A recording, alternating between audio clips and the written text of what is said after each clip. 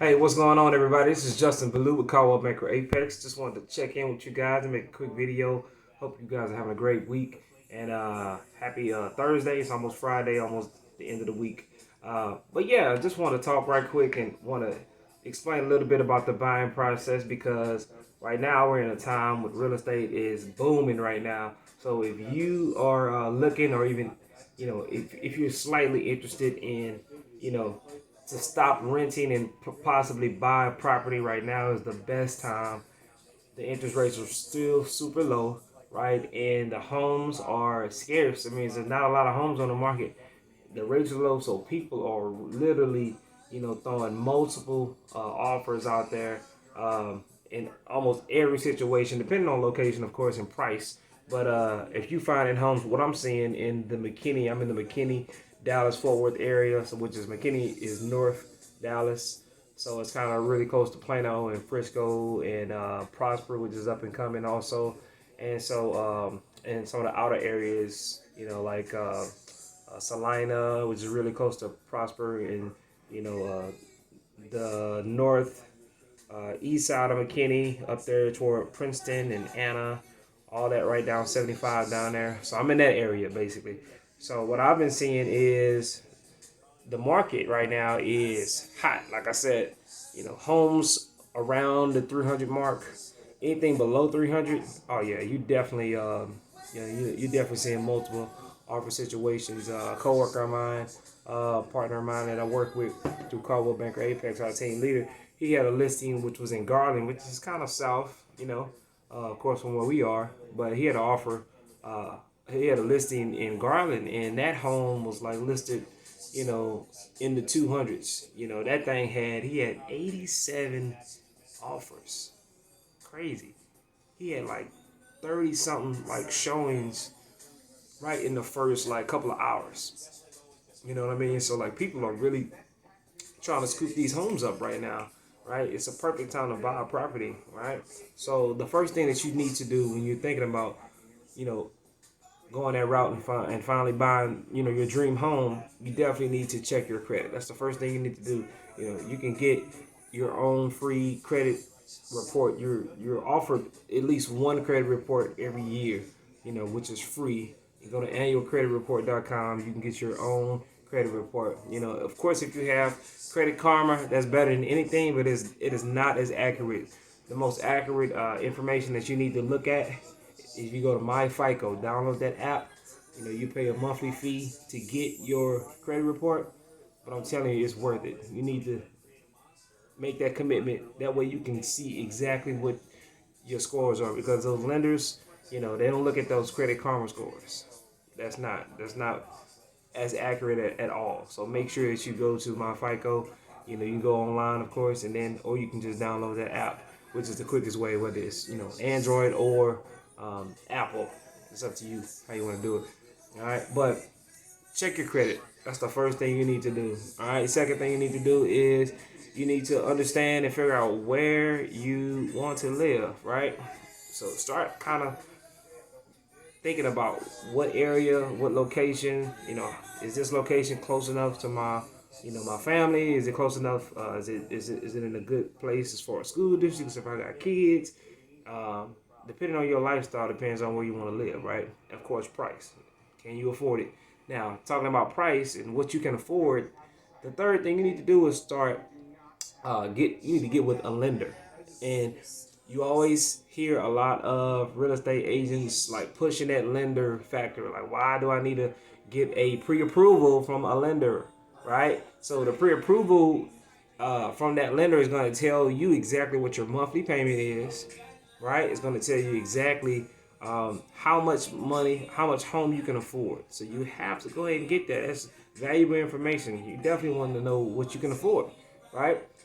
And then you get with your realtor and you guys go home searching, right? Because right now you're gonna miss out on homes if you don't have that pre-approval, right? It's kind of like proof of funds. If you're an investor, you gotta have that proof of funds, because you're gonna miss out on deals, because everybody else is gonna be prepared and you aren't gonna be prepared if you don't have a pre-approval, right? That pre-approval shows the seller that, hey, this person is really interested. This is a hot lead. You know what I mean? And you are ready to go. All right.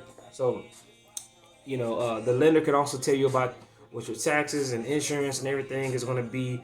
The realtor will tell you exactly, if you need a home warranty, and I would advise you to get a home warranty.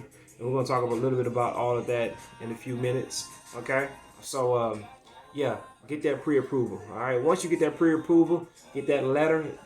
Make sure that the lender sends you a letter or send your realtor a letter. That way, it's ready to go. New construction, you're still going to need a pre-approval letter to even go and make a commitment on a new home, construction home, a brand new home that they're building, right? So most of the time when you go to these new builders, you go there and you ask him, hey, I really like this floor plan.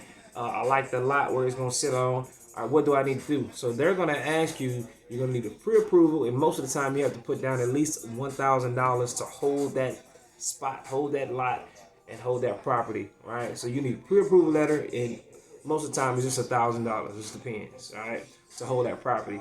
So if you go right now, it's December, you find your home that you like, you go put that $1,000 down. You already have your pre-approval. When you go to those new home construction home places, then those communities, then and the home is not expected to be done. It's not even expected to be built yet until the finished completion time is around June, right? Something like that.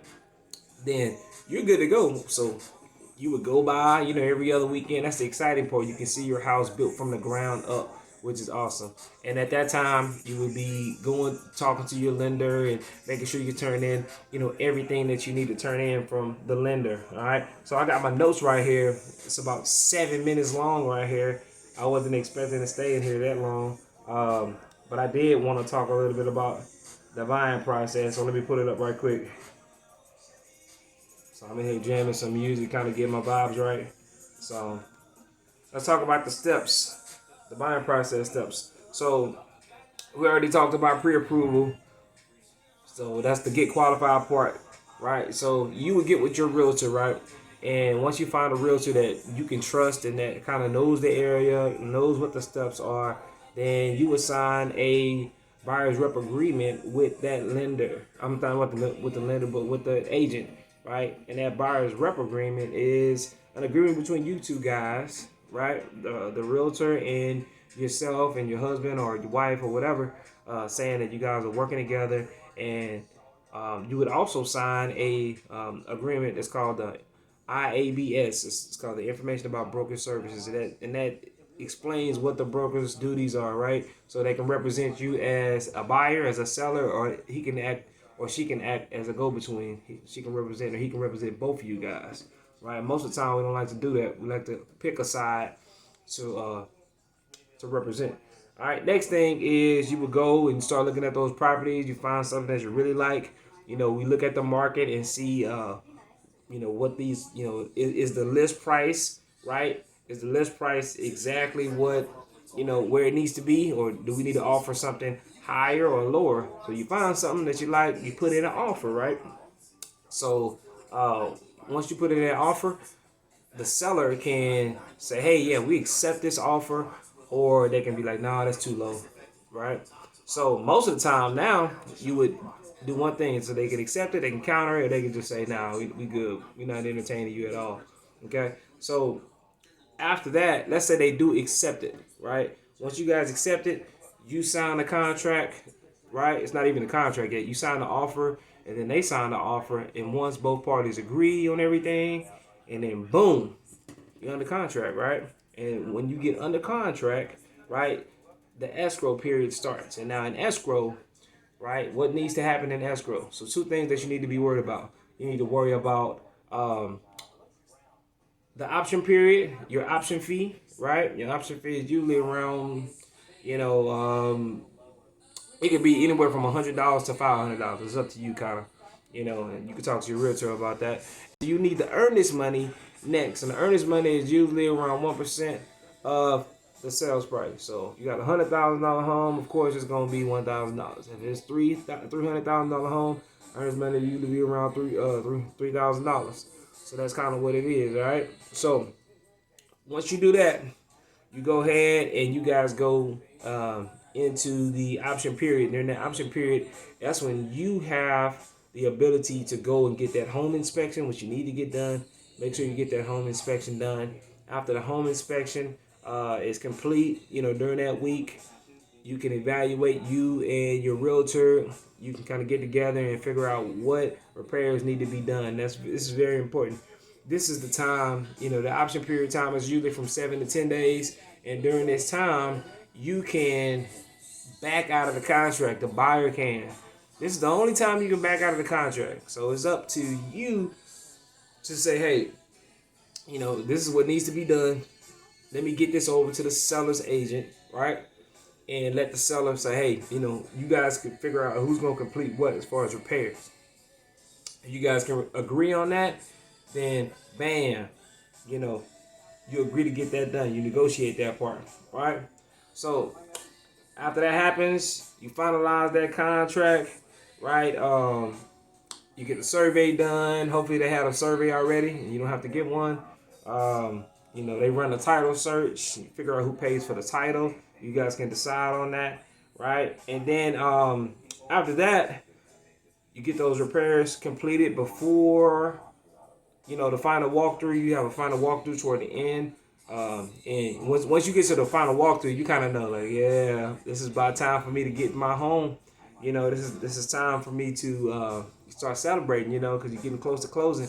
And while all this is going on, the lender, now this is your part. You got to do your job as a buyer. You got to make sure that you are turning in everything that the lender is sending you. So they're going to be sending you information about, your pay stubs, about insurance. They're going to talk because you're going to have insurance on the home.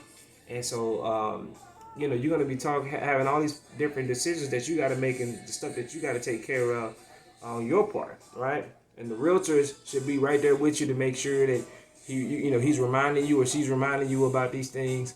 And also the lender's going to be emailing you. So make sure you check your email.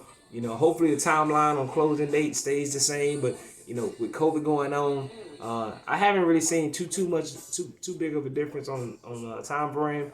A couple months ago, I had a client. We had to push it back, a week or two because of COVID. So it just depends on, the time frame or whatever. So but once everything is finalized, you do the walkthrough, all the repairs are done and everything.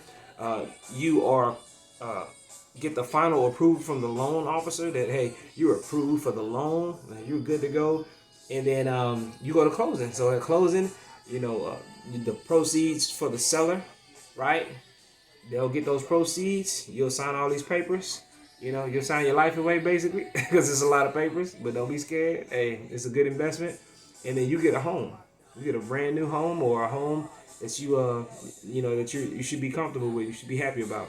All right. So that's basically the whole buying process. It seems like it's a lot, but it's really not a lot. So what I'll do down below is I'll attach a complete buying process step by step.